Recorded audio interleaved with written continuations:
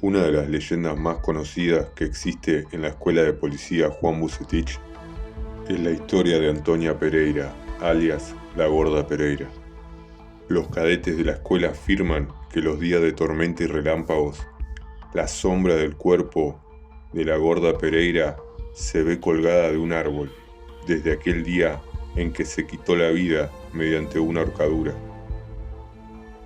Esta aparición de la Gorda Pereira siempre se da en el árbol que utilizó para quitarse la vida. El árbol se encuentra hoy día preservado justo frente al casco de la escuela y al lado de la garita de guardia, que se encuentra sobre el camino de tierra que se dirige al recreo.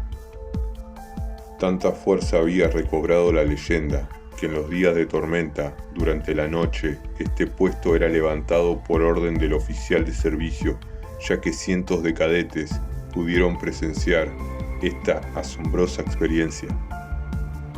Antonia Pereira era la hermana del dueño de la estancia San Juan. Vivió en el actual casco donde se encuentra la escuela de policía y se quitó la vida ahorcándose. Hoy su sombra aparece colgada del mismo árbol que utilizó para suicidarse.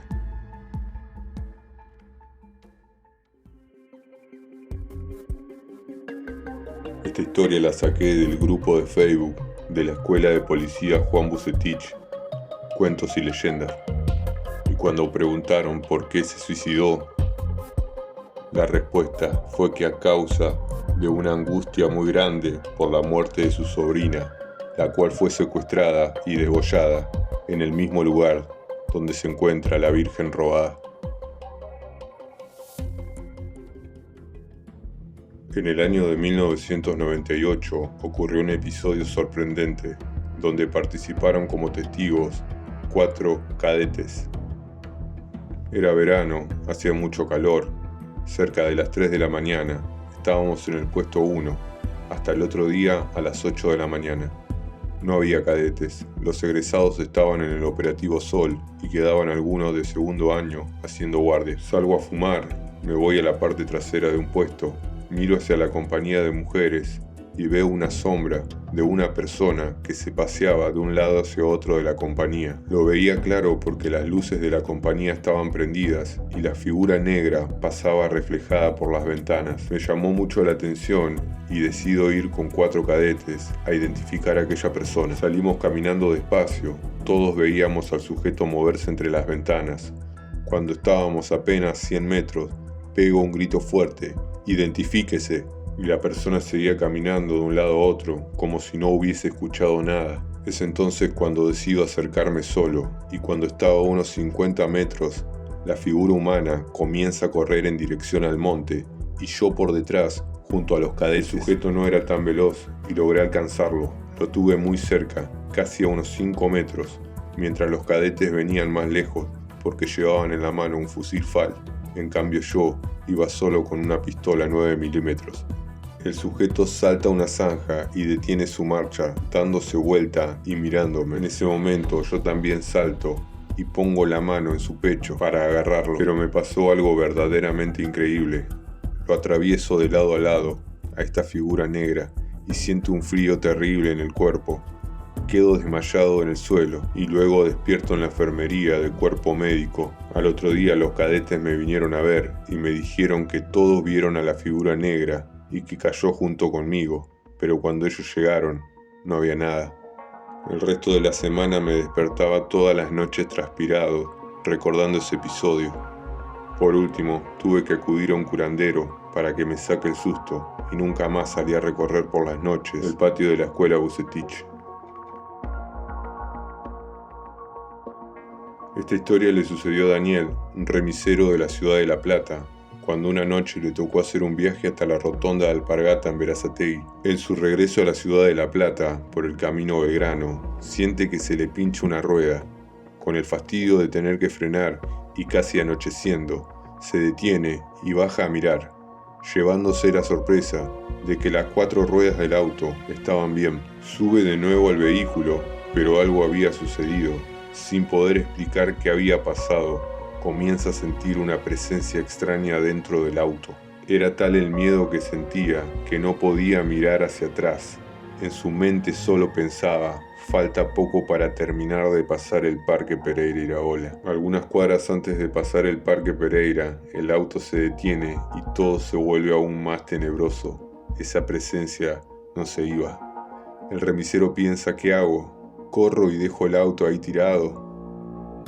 Pero pensó mejor, y lo único que se le ocurrió fue decir: ya hemos llegado a su destino.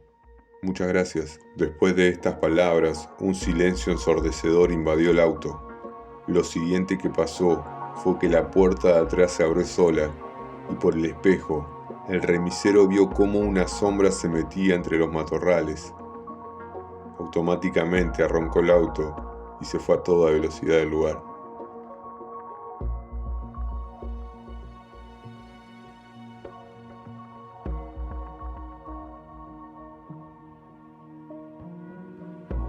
Esta vecina me comentó que una noche venía por el camino General Belgrano.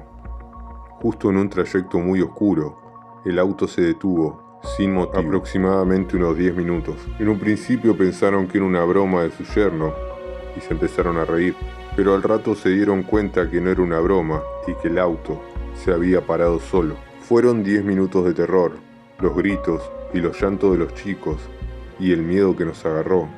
Fue horrible. De repente, de la nada, el auto volvió a arrancar.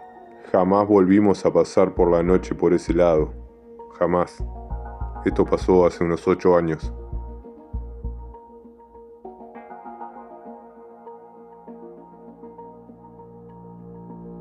Y por último, les traigo esta historia, el misterio del hombre que baja del colectivo en el lugar de su muerte.